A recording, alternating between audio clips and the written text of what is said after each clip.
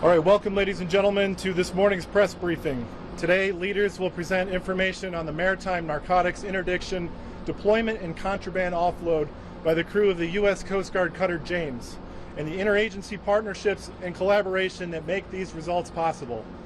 With us today is Attorney General Pam Bondi. I spell P-A-M-B-O-N-D-I, U.S. Department of Justice. Federal Bureau of Investigation Director Kash Patel. I spell K-A-S-H-P-A-T-E-L, U.S. Department of Justice. Vice Admiral Nathan Moore. I spell N-A-T-H-A-N-M-O-O-R-E, Commander, U.S. Coast Guard, Atlantic Area. Lieutenant General Evan Pettis. I spell E-V-A-N-P-E-T-T-U-S, Military Deputy Commander, U.S. Southern Command. And Captain Thomas Rodzevich. I spell T-H-O-M-A-S-R-O-D-Z-E-W-I-C-Z, Commanding Officer of U.S. Coast Guard cutter James. We will begin with brief statements from these leaders, and then we'll open the floor to your questions. Following the speaker's remarks, we have about 10 minutes, during which media may ask one question and one follow-up to allow for other outlets to have an opportunity. At the conclusion of the press briefing, our public affairs staff will also be available to assist with any follow-on inquiries or further needs. For those unable to join us today, we will publish a press release with imagery and information about the James's interdiction operations later today. I request that any questions you may ask are focused on the Coast Guard's drug interdiction operations and the cutter James. I know that we have several leaders here today, and you may have other questions for them, and we are happy to refer those to the appropriate authority to be answered at another time. But we invited you here today for the James offload. Thank you, and it is now my pleasure to introduce the U.S. Attorney General, the Honorable Pam Bondi. Thank you. Gentlemen, thank you. Kash, thank you. Director Patel, and I've got Acting U.S. Attorney Greg Kehoe, Middle District of Florida behind me. Thank you all for being here today. Today's operation is an example of the unprecedented collaboration between the military and the Department of Justice components, working closely with the U.S. Coast Guard. And look at all these great men and women in the Coast Guard. Thank you so much for your dedication. This is a textbook example of the Justice Department supporting the fight against violent crime.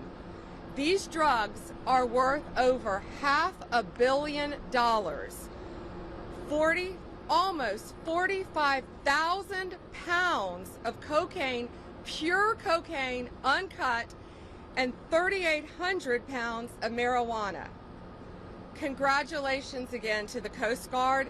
You have done incredible work, Admiral, and your team, Captain, in securing these drugs. This team, with all the agencies I just mentioned, used drones, aircraft, and ships to interdict the traffickers off the coast of Peru, Ecuador, and the Galapagos Islands. What they did saved countless American lives. Countless lives. This cocaine would have been distributed throughout our country and perhaps throughout our world. 11 separate prosecutions will take place as a result of this, and they will be prosecuted in the Middle District of Florida. These defendants will be held accountable for bringing this poison into our country. I always say if we can save one life,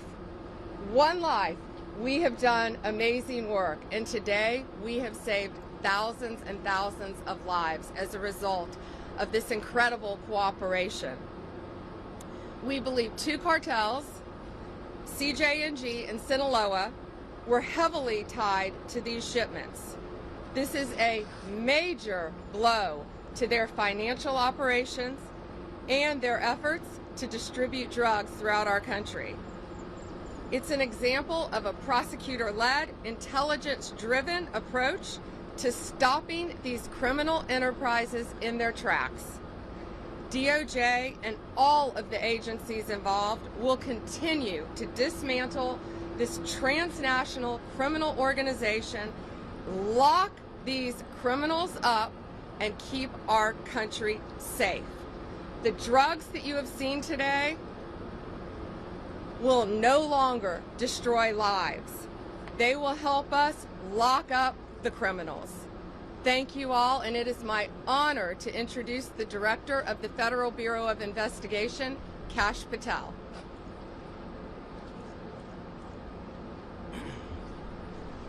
Thank you all for being here.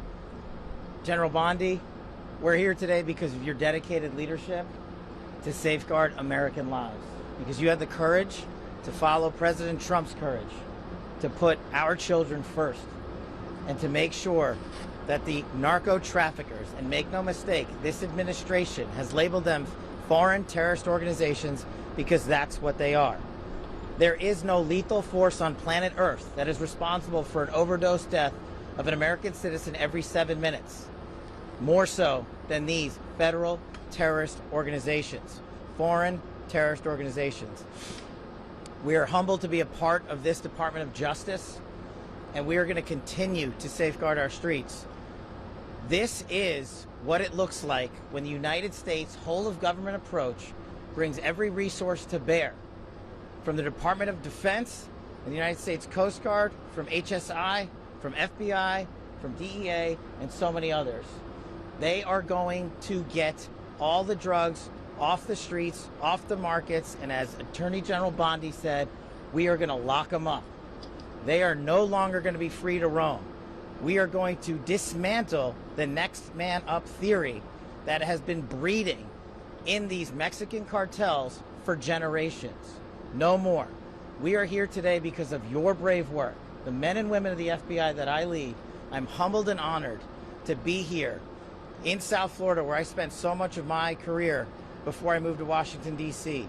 And looking around, I'm awe-inspired by the fact that when you take the rules and regulations that blockaded these brave men and women of law enforcement, military, and you unshackle them, then you should look at this seizure, and you should see how much it multiplies, and see how many children and how many young adults and how many adults' lives that we have just saved. They did it. We're fortunate to be their leaders. We're humbled to be here. And you will see this happen across the country, because this is not a one-off for General Bondi.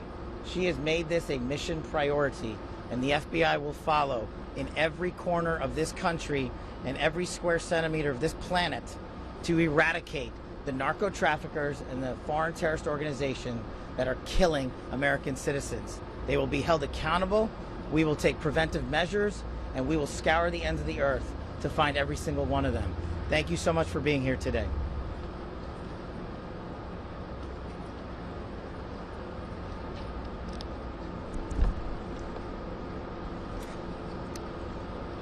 Good morning.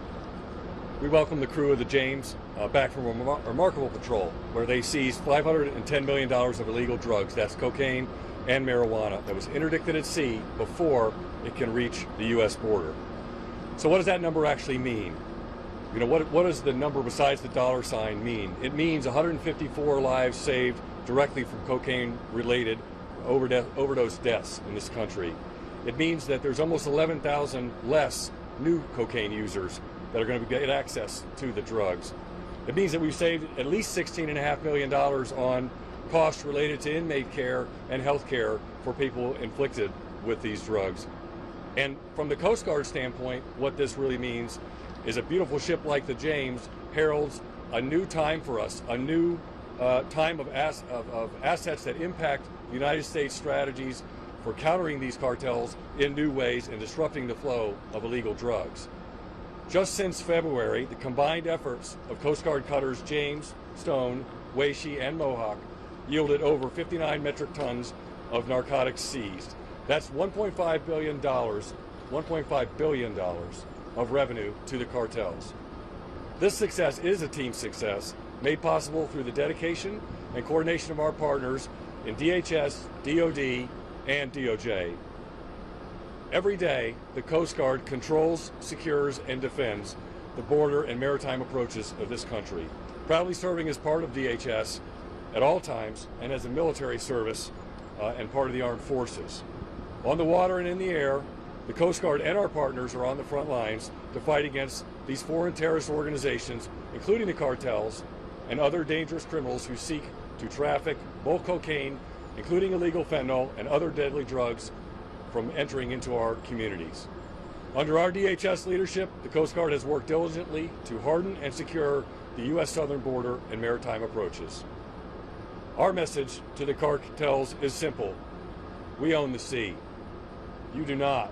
We will find you, we will hunt you down, we will stop you before you reach our border, before you can smuggle these drugs into our country. To the crew of the James you see here and all of our partners gathered, thank you for the great work keeping America safe. Thank you very much, everyone. Semper Paratus.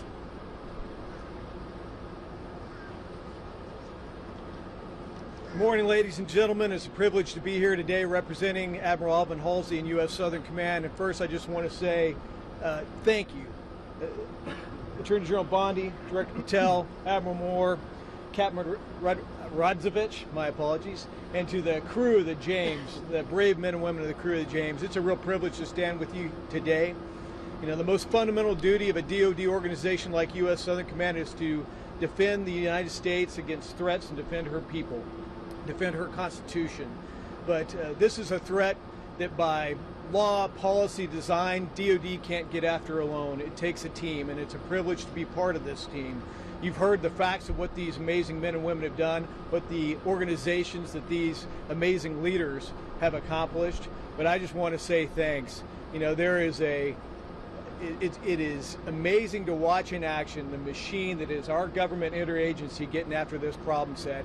I think it starts and ends with the Department of Justice. The intelligence that we get from the prosecutions, the intelligence we get from the FBI, intelligence we get from other sources, tips and cues us to do the DoD detection and monitoring mission, and then we get the actions on the objective from the brave men and women of the James and crews like them to grab those drugs and bring them back for further prosecution and investigation. And it's a virtuous cycle. It's an amazing thing to watch. At Joint Interagency Task Force South in U.S. Southern Command, it all comes together with the addition of 14 interagency partners and law enforcement and defense representatives from 21 partner nations. This is an incredible achievement, an incredible whole of government and partner nation accomplishment. So I'm just proud to be here today and to say thanks to the brave men and women defending our nation. Thank you.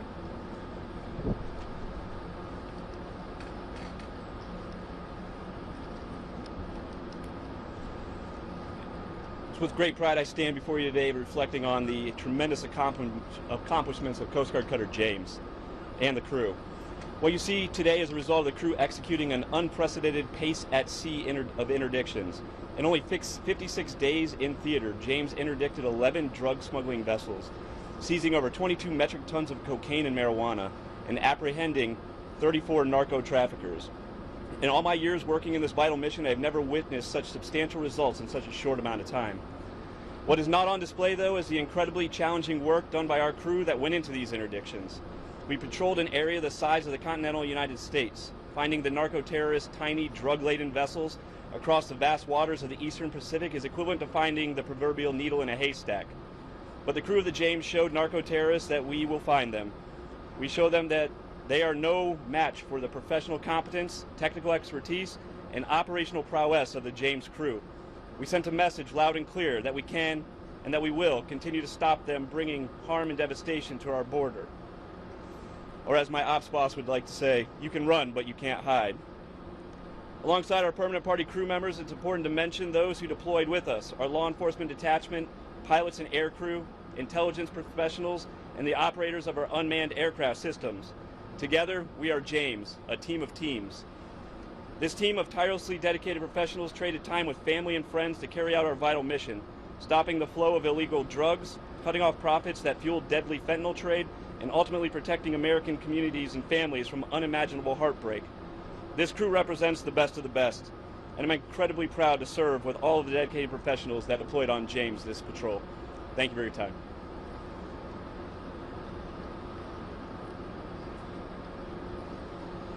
So we have a brief period for question and answer. Before we open up the question and answer, I'll ask that you raise your hand, and then We'll call on you. Please state which speaker your question is for, what your name is, and which media outlet you're from. And again, as a reminder, we invited you here for the contraband offload, so please keep the questions on topic related to the interdictions of maritime interdictions of contraband at sea.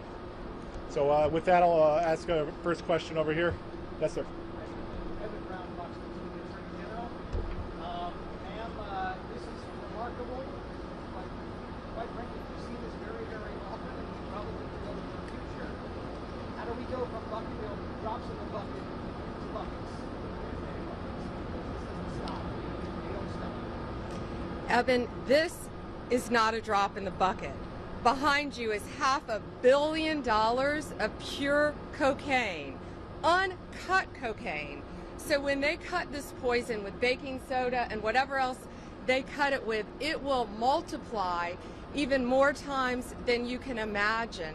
We are saving thousands and thousands of lives.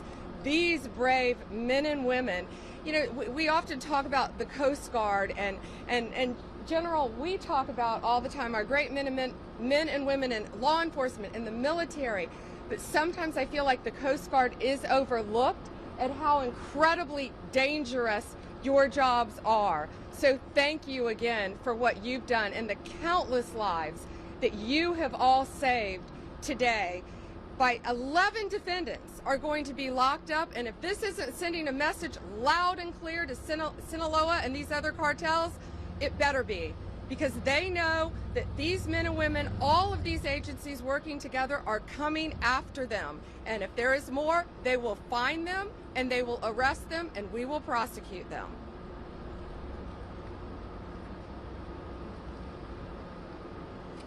Thank you. Next question. General Bondi, if you'll allow me, I do have an on-topic and an on-topic question. On topic, I wanted to ask, can you tell us a little bit more about the 11 defendants who were arrested? Where are they from? What is their role in this operation? And where were these drugs headed? Have we released that? Still sealed, I'm sorry, about the 11 defendants. Okay. But they are tied to the 2 cartels that we mentioned. Okay. And then on the Alien Enemies Act, the Supreme Court ruled this week that the immigrants who are being removed are entitled to due process, a chance to challenge their removal. The people who were already deported to El Salvador didn't have that chance. What happens to those people now? Yeah, well, the 261 that were on that, first of all, we're going to stay on topic from here on, but we are talking about the cartels. We're talking about foreign enemies, so I'll gladly answer that. The 261 on that first flight are 261 reasons why our country is safer. They are not coming back. They are staying in a prison in El Salvador.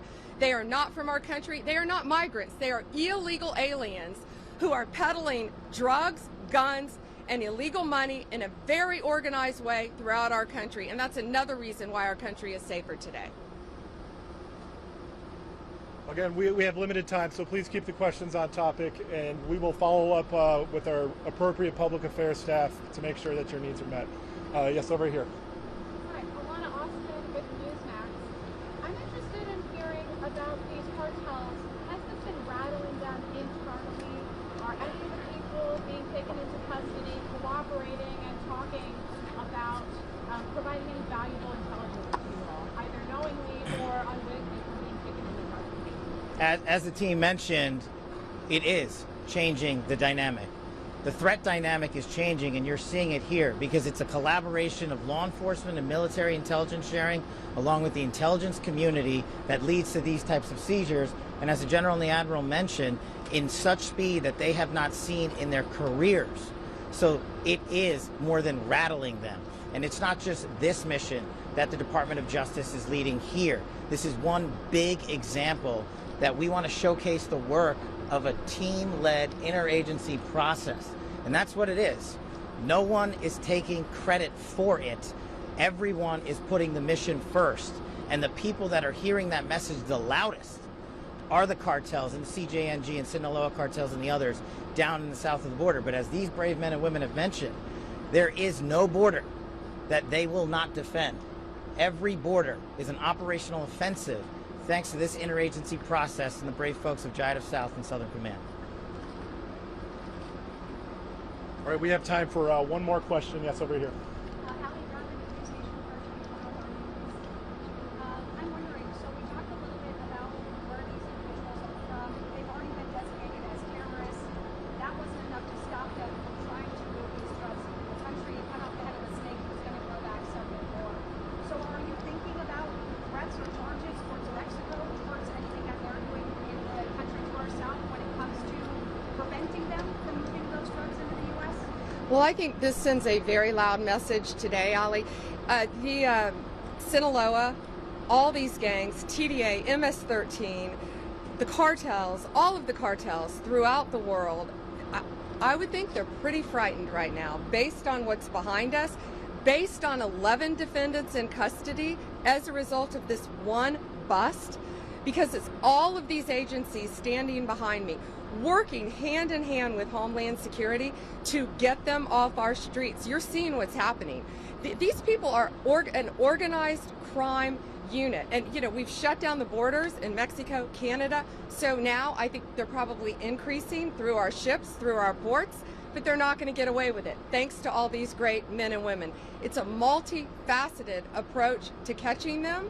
As I said, using drones, using aircraft, using any technique available to our military, to Homeland Security, to the FBI, to the DEA, to all of these agencies working together. We are ahead of them. We are going to stop them. And whenever possible, we're going to lock them up forever or get them out of our country to keep Americans safe. That was Donald Trump's directive on day one when he got elected. Keep America safe, make America safe. And that's what all of these people standing here today are doing. Is Mexico doing enough to prevent it from flowing in? Thank you. That concludes today's press briefing. If you have any other follow-up questions, a member of the U.S. Coast Guard Public Affairs staff can help meet those. We also will have a news release that will be published this afternoon that summarize all the events, as well as has photographs and videos for each of you to access. Thank you very much.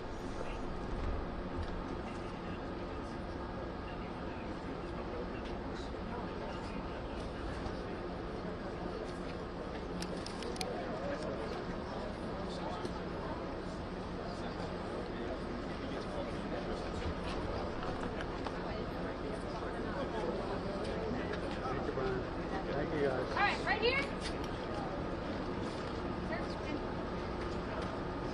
One, two, three. Thank you.